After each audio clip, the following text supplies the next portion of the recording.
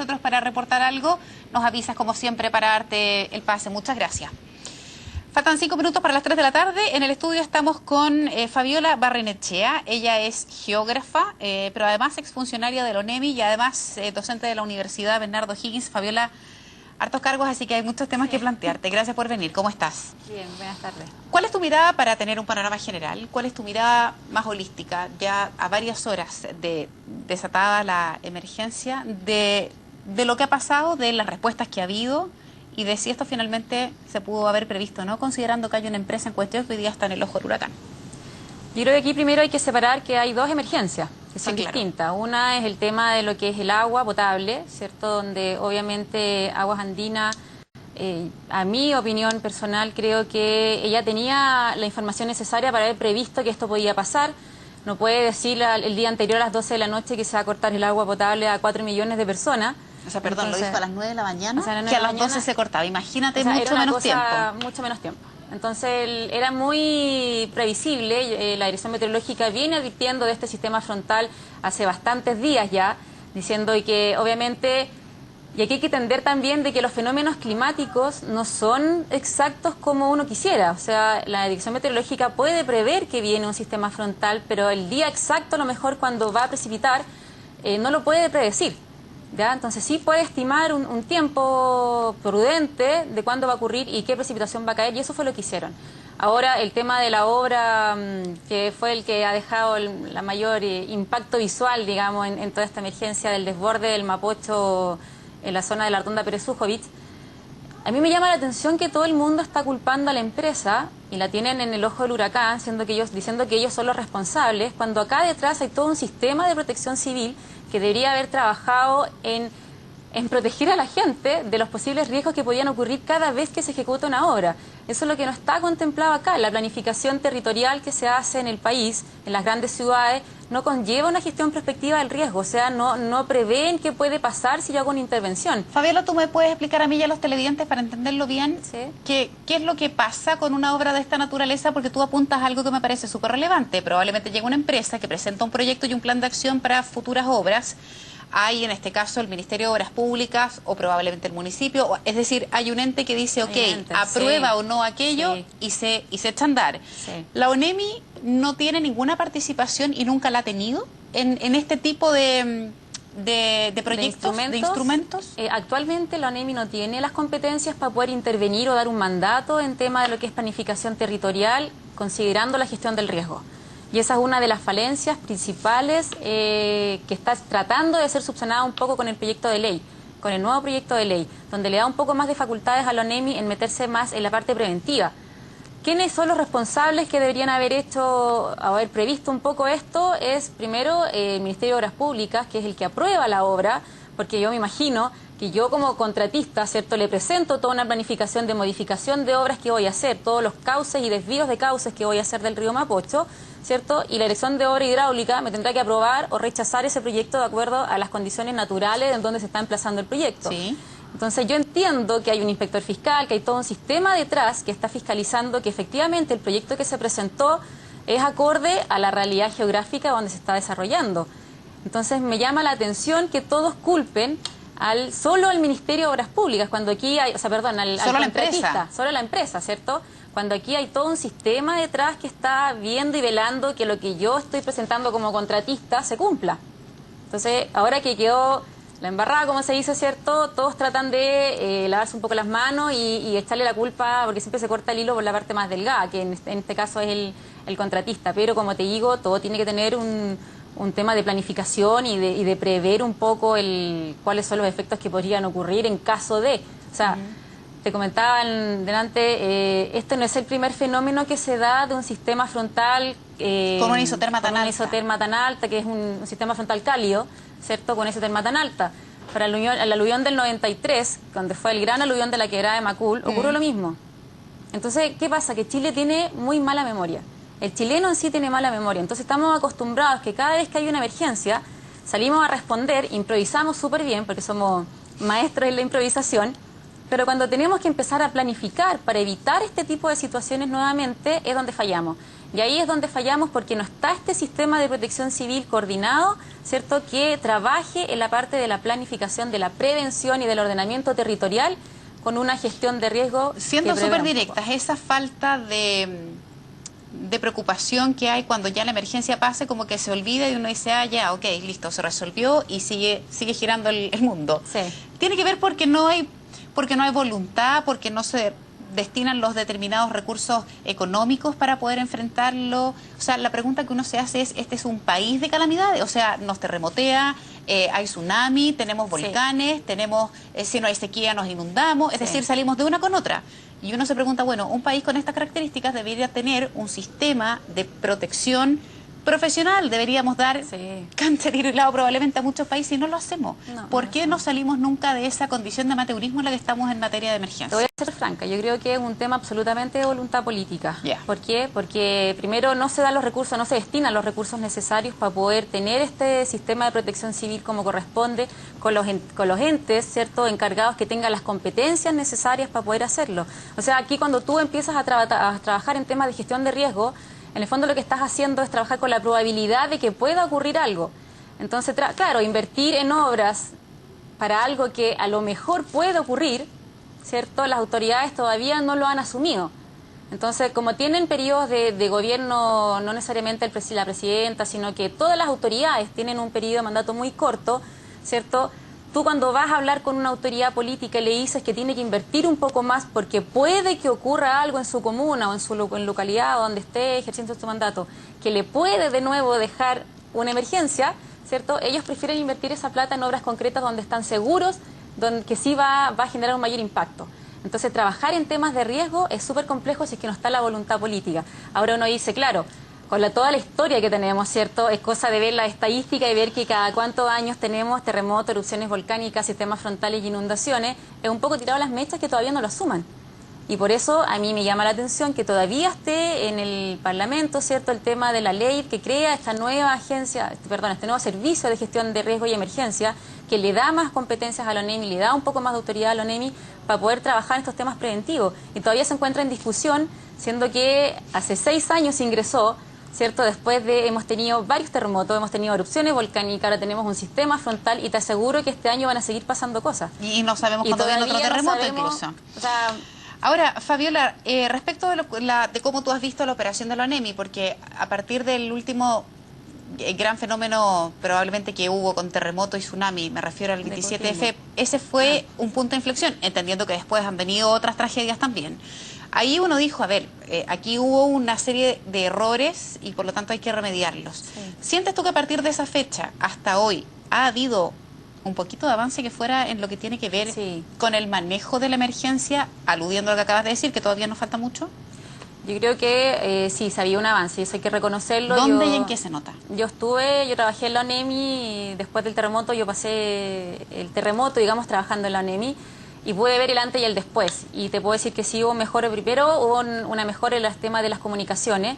Hubo respaldos de comunicación y hay distintos sistemas de comunicación. Creo que hay 12 sistemas de seguridad, ya sea correo, email, no sé, internet satelital, teléfono satelital, el VHS, millones de ¿cómo se llama?, de sistemas de comunicación que aseguran que hoy en día no va a pasar lo del 27 de febrero en que vamos a quedar incomunicados, que no vamos a saber qué pasó. Eso ya por lo menos se subsanó. ¿Qué es lo que falta ahora en temas de respuesta a la emergencia?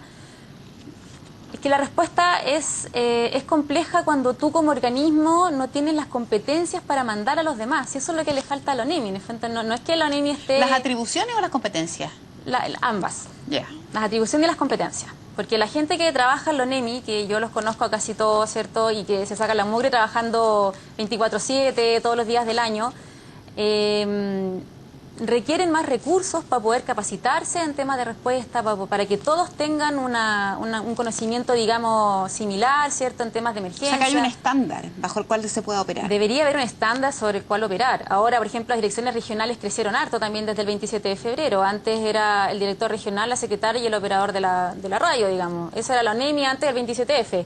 Ahora ya están con una dirección regional independiente de la Intendencia, que antes dependían de la Intendencia, ahora están aparte, ¿cierto? Tienen un mayor equipo, tienen mayores profesionales, pueden atender un poco más. Pero ¿qué es lo que falta? Y yo te insisto, no es el tema de la respuesta a la emergencia, es el tema de la prevención, porque como tú respondas va a depender de cómo tú planificaste antes, de cómo trabajaste el tema de la prevención, si tienes las coordinaciones necesarias con los organismos para poder responder, si la planificación territorial considera este tipo de eventos. O sea, si yo voy a modificar, te insisto, el cauce de un río, tengo que prever que está la posibilidad de que las precipitaciones lleguen, ¿cierto?, de que llegue un sistema frontal cálido y me genere grandes cantidades de movimiento y volúmenes de agua que antes deberían haber caído en forma de nieve. Entonces, eso es lo que no está siendo considerado. Dame un minuto de la conversación porque tenemos el llamado ya de la unidad móvil. Ahí lo tenemos. Daniel Lebuy, ¿dónde estás de nuevo? En la Intendencia, ¿qué nos vas a contar?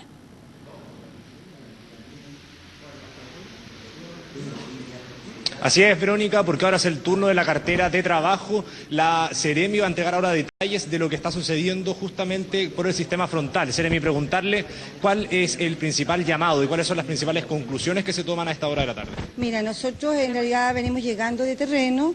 Hay otros equipos que también continúan en terreno en el sector norte de Santiago. Nosotros fuimos al Costanera Center, fuimos para el lado oriente. Realmente está una de cosas muy dificultosas. La mayoría de los centros de trabajo están cerrados, justamente producto de la situación que estamos viviendo. ¿Qué es lo que estamos diciendo nosotros hoy día? Estamos coincidiendo con el mensaje que ha entregado la ministra del Trabajo y con la que ha entregado el intendente. Hacemos un llamado a los empleadores públicos y privados, a que vayamos evaluando permanentemente la sintonía del tiempo y cómo se van dando las cosas. Lo importante aquí es destacar todo aquel lugar de trabajo que no tenga agua potable y que no tenga suministro de servicios higiénicos, no puede trabajar. Y eso es en respeto a los trabajadores, de su salud y también de los usuarios.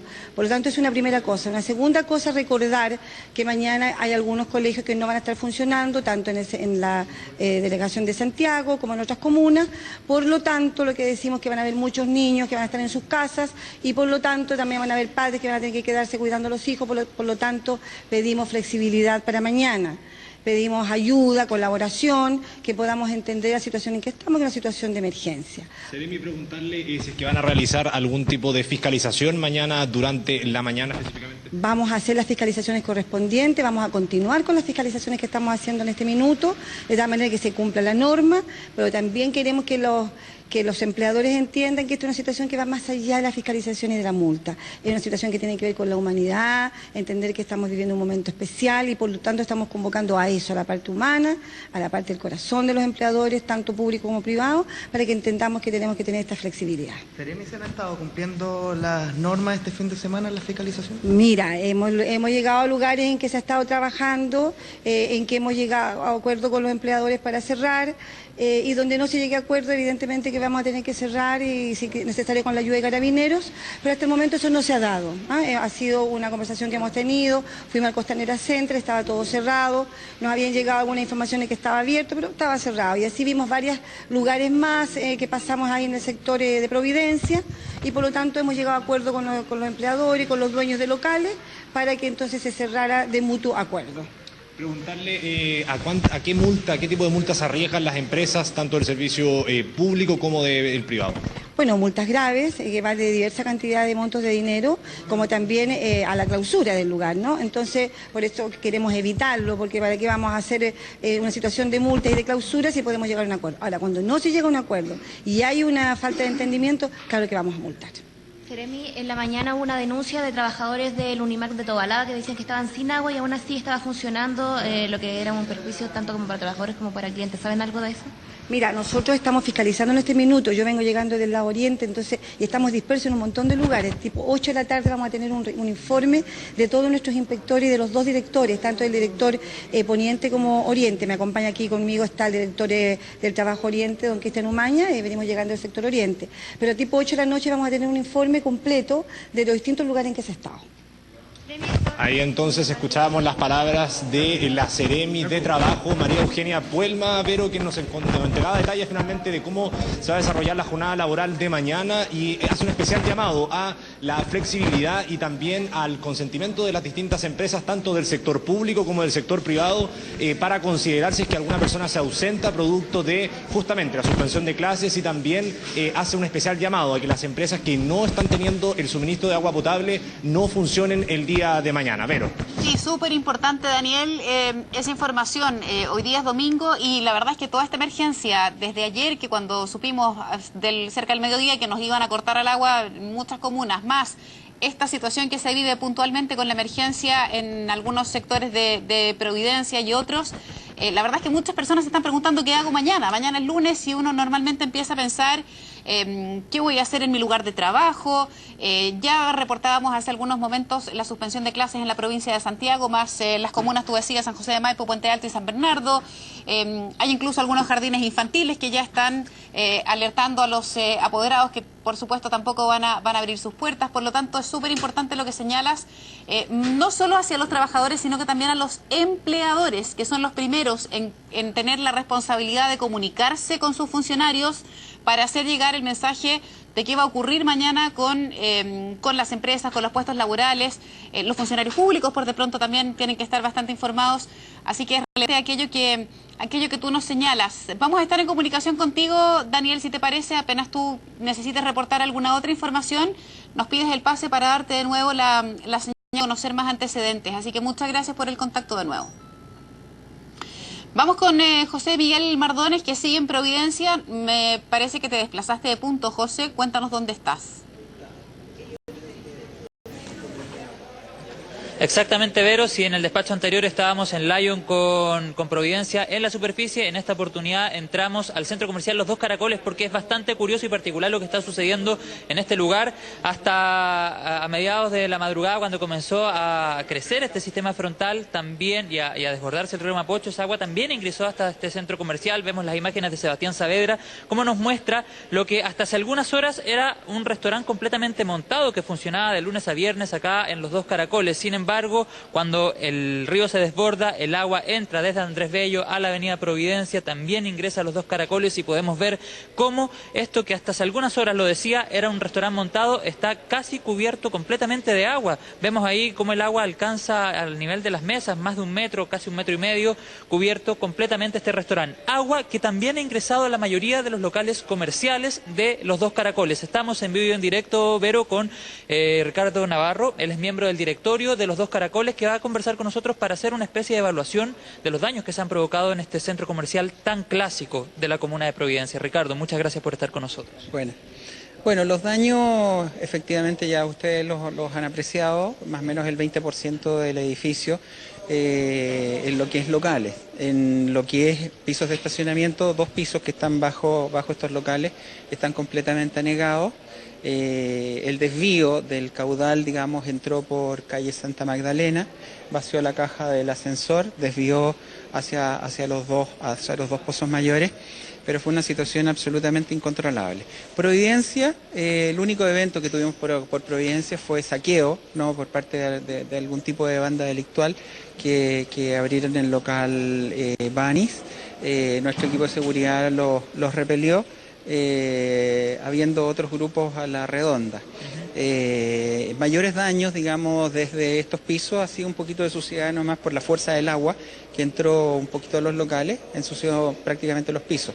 Pero funcionalmente el 1A, el 1B, los 2 pisos de estacionamiento y toda la orgánica maquinaria del edificio. Ricardo, preguntarle sobre si han tenido algún contacto con la Municipalidad de Providencia, si han tenido alguna respuesta desde las autoridades para saber si se va a tomar alguna medida con este centro comercial, si van a venir acá con algún tipo de maquinaria para poder despejar esta zona. Las medidas que ha tomado en este momento la Municipalidad es justamente por si continúa este frente, es cerrar Santa Magdalena, por donde se produjo este incidente, y intervenir los locales sin que esté presente la aseguradora y sin que esté presente los propietarios. No podemos aún, debido a que desconocemos, digamos, los bienes que tenían al interior. Nos decían hace un rato que el propietario de este restaurante que está en la parte inferior de Los Dos Caracoles no estaba informado aún de lo que estaba pasando. ¿Usted tiene conocimiento si él ya recibió el llamado o si se va a enterar a través de la televisión? Yo creo que se enteró, yo creo que todo el mundo se ha enterado por medio de la televisión. Nosotros la verdad es que hemos tenido muy poco tiempo de estar avisando uno a uno. Hemos recibido muchos llamados y enterando a la gente de la realidad del problema de sus locales. ¿Cuántos locales afectados más o menos, Ricardo?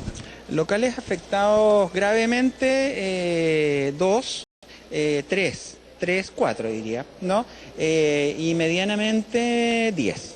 10, o sea, podríamos hablar más o menos de 15 o 20 locales que están sufriendo algunos daños. Vero, estamos con una de las locatarias que ella es María Angélica, tiene una tienda de juguetes, de ropa, si no me equivoco también, y de dulces. ¿Cuántos de tus locales se vieron afectados por esta inundación que se vive en los dos Caracoles? La tienda de dulces vamos a tener que limpiarla completa y la bodega la perdimos completa. Ya, perfecto. O sea, ¿Cómo Sí, tenemos un problema en la comunicación del audio. de la administración? Estamos transmitiendo a través de internet y por lo tanto a veces estoy segura. A ustedes, no conozco a nadie que no le haya pasado, que haya perdido señal, que tenga dificultad. Bueno, nos pasa lo mismo y así es la volatilidad a veces de la señal y esa es la razón por la que José Miguel está con ese problema en la transmisión. Y hablando de transmisión, les quiero contar que ha llegado al estudio Claudio Salinas, compañero nuestro también, para sumarse a este domingo especial, Claudio. Sí, un domingo bien especial. Lamentable, tiene varios factores en realidad. La responsabilidad es a determinar más adelante ahora, y lo venía escuchando en una declaración que hacía el intendente Orrego, que en este momento la autoridad está, claro, determinada a solucionar los problemas que se están provocando en las distintas comunas de la capital. Hemos visto lo que ha pasado ahí en Providencia, en Las Condes, lo que ha pasado en San José de Maipo y otras comunas que están desde el día de ayer sin agua, y por lo tanto los problemas ya empiezan a convertirse en más que una falta de agua, solamente en un problema sanitario. Lo decía el alcalde de la Florida de ese modo, antes de que la autoridad decretara la suspensión de clases, que parecía de perogrullo. Y estábamos viendo recién las imágenes de lo que ha ocurrido en esos locales de Providencia que resultaron todos inundados, gente que perdió su fuente de trabajo para ir mañana a cumplir con sus labores diarias, y no solamente su fuente de trabajo, sino también todo el capital invertido que tienen ahí. Y ahí nos vamos a encontrar frente a una disputa entre la autoridad, el intendente Orrego, que está señalando, y desde la mañana, y lo ha repetido en varias ocasiones, que había advertido el día jueves a la empresa Costanera Norte, y Costanera Norte también desvía un poco la atención hacia SACIR, que es la empresa que está haciendo las obras, que tenían que tomarse las precauciones del caso, y que había sido desestimado. Ahora yo me pregunto, para esa gente que en realidad lo que quiere es trabajar mañana, porque tiene que vivir, ¿quién le va a responder? ¿De qué manera? ¿Qué se hace en este tipo de situaciones? Fabiola. ¿A quién se recurre, Fabiola? Es una pregunta compleja porque ya vimos lo que pasó con el tema del tsunami, donde no hubo mayores responsabilidades, ¿cierto?, de todos los afectados que hubo y toda la población que está desaparecida todavía y los fallecidos que hubo. De hecho, en el tema del tsunami hubo solo un culpable que tuvo juicio, digamos, y que fue el que menos responsabilidad, creo yo, tenía dentro de toda la cadena de personas que estaban siendo procesadas y que finalmente fueron liberadas de esa culpa, digamos, con el medio de una compensación económica que yo encuentro que es absurda para el nivel de daño que se cometió o el nivel de error que se cometió en esa época. Acá pasa un poco lo mismo, o sea, ¿qué van a compensar en el fondo? ¿Quién es responsable? ¿La empresa que no hizo las obras pertinentes? ¿El ministerio que aprobó ese plan de trabajo? ¿El intendente que les avisó? O sea, es un tema absolutamente difuso, no existe, disculpa, una regulación que establezca sanciones y que tiene que compensar porque usted no cumplió tal y tal cosa, porque eso, el plan de trabajo de ellos ya está aprobado. Y el sistema lo que te insisto, el sistema de protección civil, ¿cierto?, no veló por cuidar que esta situación se pudiera evitar. O sea, hay temas de instrumento, ordenamiento territorial y planificación que tienen que tener considerada la gestión de riesgo de desastres. Y esto no es un tema que a mí se me ocurrió, es un tema que lo hice en los organismos internacionales. Es absolutamente ilógico pensar que cómo no tuvieron, no sé. Voy a sumar una pregunta más, en realidad, al argumento que tú estabas conversando con Lavero antes de que yo me sentara. Porque el intendente Orrego estaba señalando que efectivamente a esta altura, con el cambio climático, esta ciudad tiene que estar preparada de una manera distinta a lo que estaba hace 10, 15, 20 años atrás. Y yo me atrevo a decir, perdón, la ciudad de Chile en general. Bueno, la ciudad de Chile en general, pero por la cantidad de población que tiene Santiago y de desarrollo urbano, tal vez mucho más que el resto. Y en ese sentido, de todas maneras, al momento de planificar una obra, y también de supervisar de que se ejecuten de las maneras que la ciudad necesita hoy frente a situaciones de este tipo, también estamos atrasados. Sí, estamos súper atrasados. O sea, la gestión de riesgo en el tema de la planificación está siendo incorporada, o en realidad el tema de gestión de riesgo está sonando desde 27F.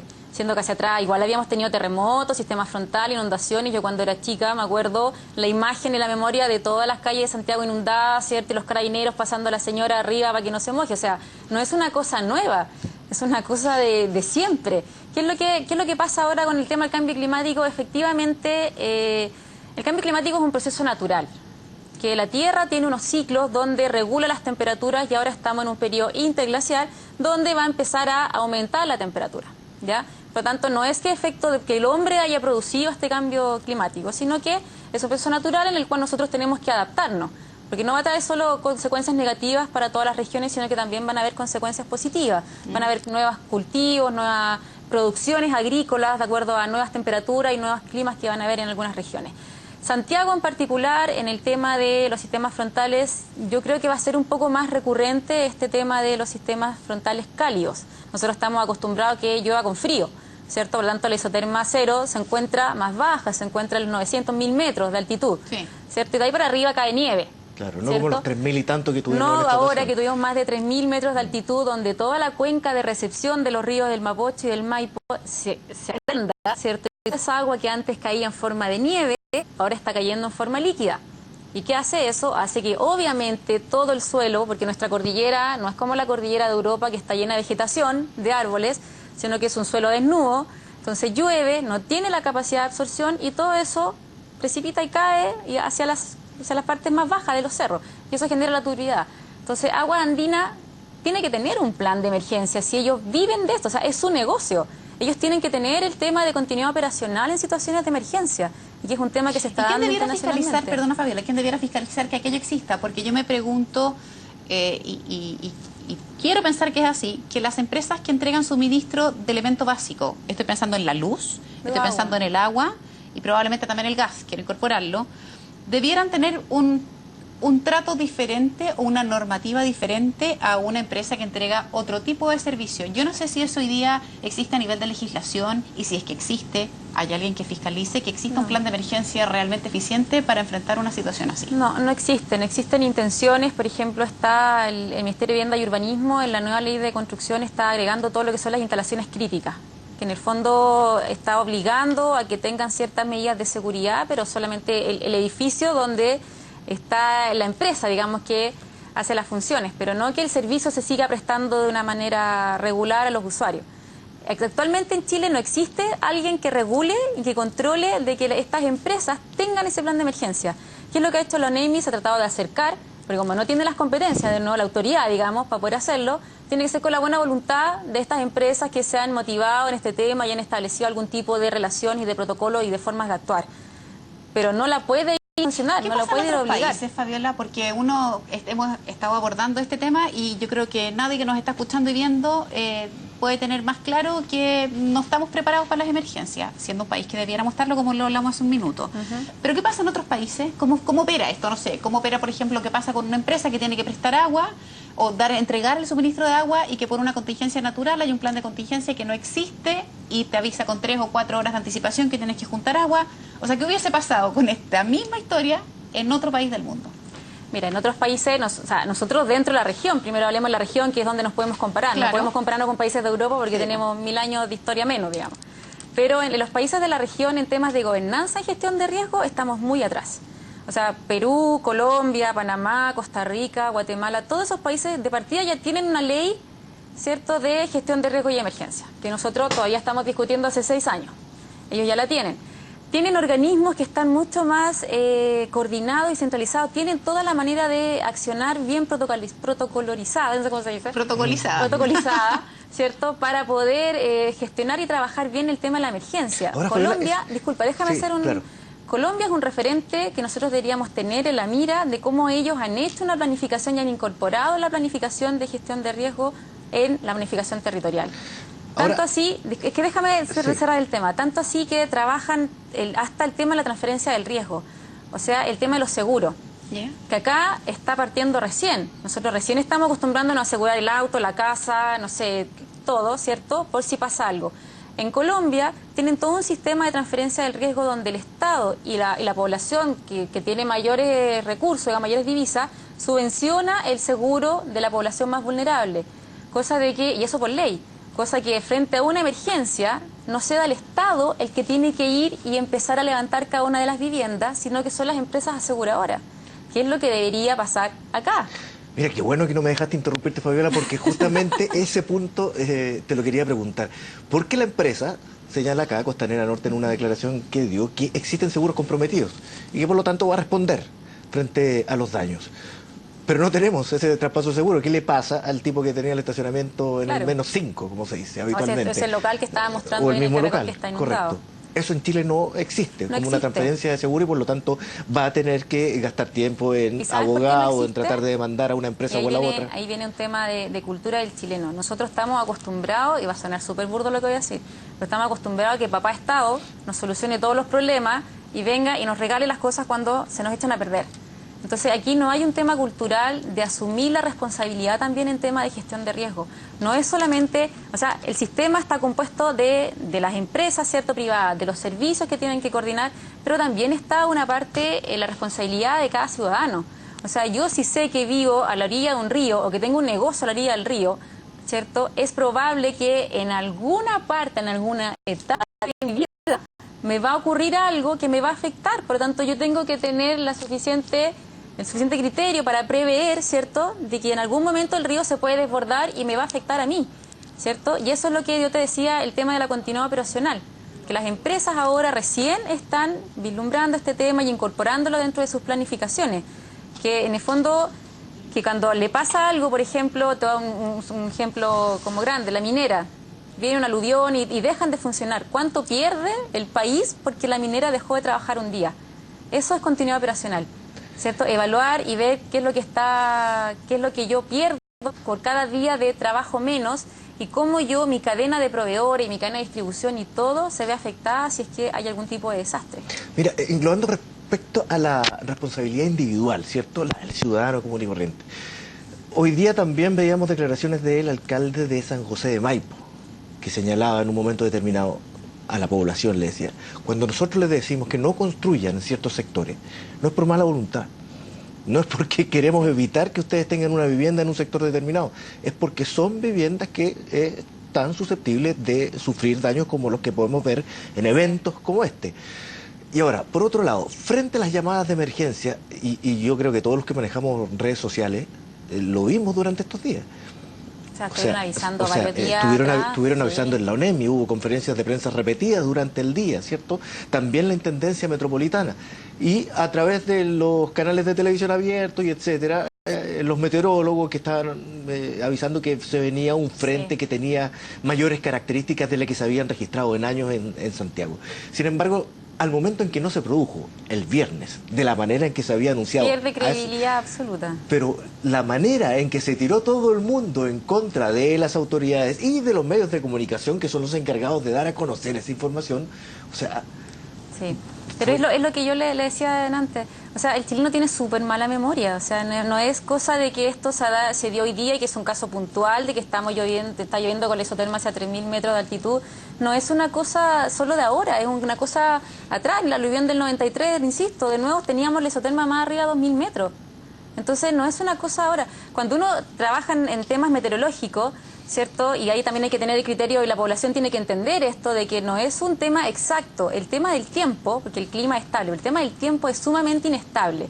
Entonces ahora nosotros sí vemos las noticias, ¿cierto? El reporte del tiempo, cómo va a estar en los próximos 5 días, pero uno entiende que eso es una probabilidad de que ocurra. No es que el lunes va a haber sol y van a haber tantos grados exactos, sino que es una probabilidad.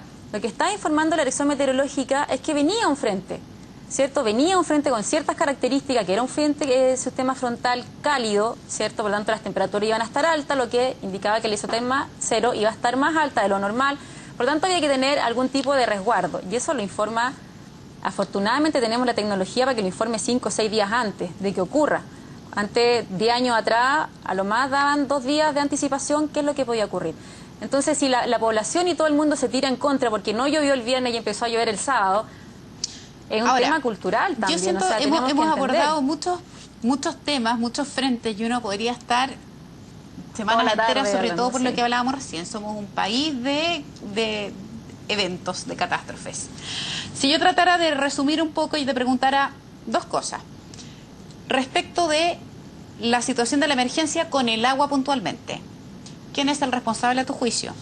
Respecto de lo que está pasando en determinadas comunas, con la emergencia en Providencia y sectores aledaños, por el rebalse del Mapocho, ¿quién es el responsable? Ante esos dos temas, ¿qué le contesta hoy día a la gente que se está sumando a esta hora a la sintonía? Ante estos dos temas, yo creo que, si bien son dos emergencias distintas, por eso lo ponía así. El responsable sigue siendo el sistema de protección civil. ¿Quién es el sistema de protección civil? Los organismos del Estado, que son los que aprueban todo esto, porque las empresas no llegan ni se instalan solas ni funcionan solas. Necesitan la autorización de organismos del Estado, ya sea la Dirección General de Agua, ya sea quien sea, salud, etcétera. La ONEMI no tiene mucha autoridad, pero sí tiene indicaciones de qué es lo que tiene que hacer, ¿cierto? Por lo tanto, si tú me preguntas a mí quién es el responsable, son todos los organismos del Estado que están vinculados con cada uno de estos proyectos. Aguas Andinas, cuando empieza a funcionar, ¿cierto? Cuando empieza a trabajar y a operar, el Estado debería haberle exigido un plan de emergencia, ¿cierto? Diciendo qué pasa si en la cordillera llueve y se genera la turbidez que tienen los ríos actualmente. ¿Cuántos días me va a dejar sin agua Santiago? Y que no estamos hablando de poca población, estamos hablando de 4 millones de personas. ¿Cuántos días me los va a dejar? ¿Qué trae eso como consecuencia? La emergencia sanitaria que viene después. O sea, perdona, para que la gente, los televidentes lo tengan claro y intentando dar una mirada más amplia y con contexto, aquí no es que hayan empresas solas responsables de lo que estamos viendo, sino que hay una integralidad que probablemente no hubo alguien que exigió que esa empresa operara como tiene que operar. Exacto. ¿Entendí bien? Sí. Y frente a eso, estamos de nuevo en la encrucijada, hay que decir, entonces estamos en la encrucijada porque todavía no tenemos una ley que regule, ¿cierto?, este sistema de protección civil y exija estas cosas y establezca sanciones a quienes no lo cumplan. Si mientras no tengamos la voluntad política de sacar esta ley, ¿cierto?, que le atribuya más responsabilidad y más poder, digamos, a la ONEMI para poder fiscalizar y exigir, vamos a seguir en este tema tanteándonos y echándonos la culpa unos con otros cada vez que ocurra algún desastre. Vamos a lo más inmediato y quizá avanzar un paso más. Claudio lo decía, retratando lo que señalaba Orrego, el intendente, hace un minuto. Esto es como un incendio, estamos apagando la llama, que es lo más urgente. Que se restablezca el agua, que se limpien las calles que se tienen que limpiar, etcétera, etcétera. El paso siguiente, ¿cuál va a ser cuando esto ya esté controlado? Cuando esté la emergencia superada. Sí, ¿qué viene? Yo creo que habría que hacer las investigaciones primero en el tema del Ministerio de Obras Públicas, efectivamente qué es lo que pasó, por qué se siguió aprobando, por qué el plan de trabajo de la empresa se cumplió o no se cumplió, por qué el inspector fiscal aprobó las horas, etcétera, porque hay todos unos procedimientos y ahí yo creo que sí se puede establecer responsabilidades más concretas, pero insisto, no es solo la empresa, sino que también es el aparataje del Estado, que lo hace a través del Ministerio de Obras Públicas, que autorizó y que siguió avalando la construcción de estas obras, ¿cierto? Porque si esto no hubiese pasado, si no hubiéramos tenido este sistema frontal y la obra termina, te aseguro que lo están inaugurando con bombo y platillo. Correcto. Entonces, anunció el intendente de todas maneras oficiar al Ministerio de Obras Públicas para que haga una investigación al respecto, de manera de presentar primero la posibilidad del pago de multas por parte de la empresa, que me imagino debe estar contemplado, pero lo dejó puesto un poquito más allá, a lo mejor en el plano judicial también, o sea, por lo menos lo dejó ver. El tema es querellarse contra quién. Yo te hablo desde el punto de vista ciudadano. O sea, si a mí me pasa que tengo mi casa inundada, que tengo el estacionamiento lleno, que estoy sin agua, que tengo una emergencia, o un comerciante que perdió su día porque resulta que hubo esto, que dejó de funcionar, la sensación en la población, como tú decías antes, todo esto es tan masivo que digo, bueno, ¿y a quién le paso yo la cuenta? ¿Contra quién me querello nominativamente del responsable de esto que me afectó a mí? Y ahí la gente dice, para variar, pagamoya, porque no tengo... No hay una legislación. No hay un conducto regular súper claro a quien yo pueda decir, falló tal persona, tal organismo, tal entidad, y yo quiero que tal persona, tal organismo, tal entidad me responda. Todo está en el aire al final. Todo está tan en el aire que, te insisto, el tema del tsunami, quedó todo tan en el aire que al final el único culpable es el que menos responsabilidad tenía, y las autoridades que estaban a cargo, que tenían el deber de proteger a la comunidad, ¿cierto?, no lo hicieron. Y ni siquiera están siendo procesadas o algo así. Entonces ahora, claro, la comunidad, ¿a quién le pueden responder? Yo me dirigiría al Ministerio de Obras Públicas, yo me querellaría contra el Ministerio de Obras Públicas, porque son ellos los mandantes de la obra. Ellos están pagándole a esa empresa para que haga esa infraestructura. Pero te das cuenta que ahí entramos, no sé si estás de acuerdo conmigo, entramos en esa dinámica de decir el ministerio, que yo te entiendo y lo comparto. Me estoy poniendo en la ropa de alguien súper afectado, digo el ministerio, ¿pero quién es? ¿Es el ministro? es el Ceremi, es el subsecretario, es el superintendente de servicios sanitarios. ¿Quién? No, es el Estado a través del Ministerio el que debería responder finalmente. Estoy pensando en alguien que mientras no tengamos, insisto, mientras no tengamos esta ley que regule y que establezca bien responsabilidades, ¿cierto? Y cuáles son los procedimientos de coordinación y los instrumentos de gestión de riesgo que debe tener cada una de las empresas, es sumamente difícil poder hacer algún tipo de acción. Sí, ahora Fabiola, yo me estaba preguntando, si no hubiese ocurrido esto de Providencia, que llamó la atención, y bueno, que está afectando a toda esta gente, como lo estábamos relatando anteriormente, de todas maneras teníamos un fenómeno grande, grave, con características inusuales, por decirlo de alguna manera, y habría resistido la ciudad de buena forma, más allá de lo que ocurrió en San José de Maipo, que lamentablemente estamos ya lamentando una muerte de una persona y otras 3 que permanecían desaparecidas hasta hace pocos minutos. No tenemos más información al respecto, por eso digo hasta hace pocos minutos. De todas maneras, la ciudad estaría respondiendo bien. O sea, situaciones que pudieron haberse producido con anterioridad no se habían producido, efectivamente. El Mapocho resistió de buena manera, el Maipo también. La mayoría de los canales que tú lo decías cuando tú eras chica, cuando yo ya estaba reporteando, a cada rato teníamos que estar bajo el agua, porque ese era cada rato. Yo recuerdo por lo menos 2, 3 veces, 2 importantes, el 82, 87, y bueno, y después el año 90 también, el 97. 92, sí. Así que, de todas maneras, a lo mejor eso es mirando el vaso medio lleno, pero de todas maneras podemos decir que la ciudad, exceptuando esa emergencia y se van a establecer las responsabilidades, ¿sí respondió bien frente a un fenómeno de esta naturaleza? ¿Inusual? Pero en el tema del agua no. Yo diría que la ciudad no respondió bien, porque para mí que la ciudad responda bien es que yo esté en mi casa con los mismos servicios básicos que he tenido siempre, luz, agua, cierto, gas, como decías tú, y pueda salir a las calles, pueda tomar locomoción, el servicio de comercio esté abierto, o sea que la ciudad siga funcionando como está. Sacando el tema puntual de la rotonda Pérez Sujovic, ¿cierto? Por el tema de este desborde del Mapocho, la ciudad igual no estaba funcionando bien, porque ya no hay agua. Los colegios se van a tener que cerrar, comercio está cerrado porque no hay agua, o sea, no es que la ciudad respondió bien. Estoy pensando, ¿y qué pasa con los hospitales que hasta el minuto no le hemos puesto mucho el ojo porque están subsanando la historia de manera... ¿Y qué pasa con... Ahora Sernagiomín está anunciando, subió el tema de la alerta por la probabilidad de aluviones? Porque claro, todos dicen va a disminuir, yo escuchaba la prensa, van a disminuir las precipitaciones en la ciudad, pero en la cordillera va a seguir lloviendo. Sí, afortunadamente... Y los aluviones se generan en la cordillera. Sí, afortunadamente había bajado la isoterma, estaba, por ejemplo, en el sector de Baños Morales, ya estaba empezando a nevar en un momento determinado, lo que implica que bajó a unos 1000 y tantos metros. De acuerdo a lo que escuché de algunos meteorólogos, es probable, o sea, no es probable, podría de todas maneras cambiar esa situación otra vez. Hay que mantener la alerta, pero sí, tienes toda la razón, efectivamente. Lo que pasa es que en materia vial da la impresión que no se ven los mismos efectos que se veían entonces. Pero claro, tenemos a la región metropolitana, toda la provincia de Santiago con el agua cortada, sin clases para mañana, lo que significa una interrupción de la vida normal. No, y además Santiago no es Chile, ¿qué pasa con la sexta región que tiene el Tinguiririca y el Cachapoal también a punto de generar desbordes? Solo para terminar, porque me parece justo abordar esto también en el sentido país. Estamos claros que Santiago no está listo para enfrentar la emergencia. Quiero preguntarte cuál es tu mirada desde la perspectiva que tenías como funcionaria de la ONEMI en su minuto, de qué pasa con las otras regiones del país. A mí me carga ser tan centralista, pero estoy pensando también qué pasa en el sur, qué pasa en el norte con las empresas que tienen que entregar servicios básicos, luz, agua, gas, qué pasa con los comités de emergencia también que se tienen que reunir allí, qué mirada tienes respecto también de las otras regiones con una emergencia. O sea, yo creo que las otras regiones de partida por la historia que tienen, por las condiciones geográficas que tienen y que la gente conoce su región, responden mucho mejor. O sea, acá en Santiago cayeron 4 gotas, no cayeron 4 gotas, pero que llovió un poco y ya se corta el servicio del agua, se corta la luz, etcétera.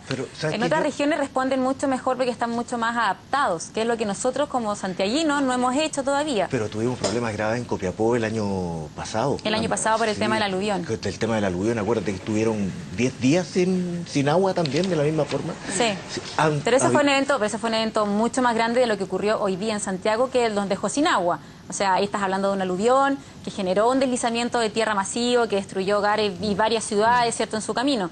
Aquí estamos hablando que nos quedamos sin agua porque llovió en donde no debía llover supuestamente, donde debía haber caído nieve, ¿cierto? Entonces tenemos más turbidez en el agua y no tenemos agua potable, que fue lo mismo que pasó en un verano, me acuerdo, no sé si hace 2 años atrás, que llovió en el verano, en el Cajón del Maipo, y también generó turbidez en las aguas, y también Santiago se quedó sin agua como 2 o 3 días. Y se supone que se estaban haciendo las obras. Se supone que estaban haciendo obras para superar evitar ese tema. Entonces, yo creo que a nivel, para terminar de responder tu pregunta, yo creo que a nivel país el tema de la gestión de riesgo de desastre no está siendo considerada la planificación. Seguimos construyendo en el borde costero, seguimos construyendo en los bordes de ríos sin ningún tipo de medida. Ahora el plan de reconstrucción de Valparaíso, a 1 año del aniversario del incendio que hubo, yo encuentro inconcebible que apruebe, ¿cierto? Y que te paguen para que tú vuelvas a construir ahí mismo. O sea, te entregan un subsidio para que tú construyas la casa ahí mismo donde se quemó. Sin ningún tipo de estudio, ni regulación, ni medidas de mitigación que puedan prevenir que otro incendio de esas características se dé. Entonces, mientras eso no ocurra, mientras las autoridades no tengan inserto el chip, digamos, de gestión de riesgo de desastre, vamos a tener estos eventos de manera recurrente cada uno, o sea, 1 o 2 veces en el año. Fabiola, muchísimas gracias por haber venido a compartir esta tarde con nosotros y contarnos también tu mirada respecto de eso. Ojalá nos hayan escuchado y ojalá que en el futuro, cuando nosotros seamos viejitos, tengamos que estar hablando de lo bien que manejamos la emergencia y cómo hemos aprendido de la historia. Ojalá. Gracias por venir, Fabiola. Que tenga buena tarde. Vamos a ahora conocer las opiniones de la ministra Rincón, si la tenemos al teléfono. La ministra de Trabajo. Sí, ministra.